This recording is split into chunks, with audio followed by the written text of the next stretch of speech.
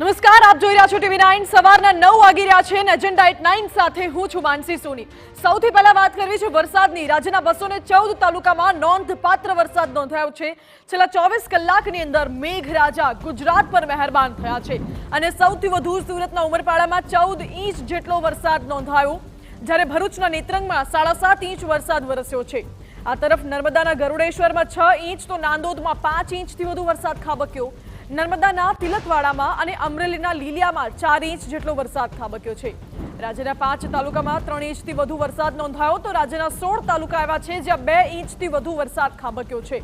રાજ્યના 43 તાલુકાઓમાં 1 ઇંચથી વધુ વરસાદ નોંધાયો છે।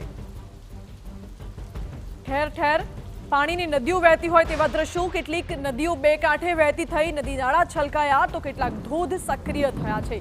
ચારે તરફ લીલોતરી ખીલી ઉઠી છે તેવા દ્રશ્યો રાજ્યમાં ઠેર ઠેરમાંથી સામે આવી રહ્યા છે।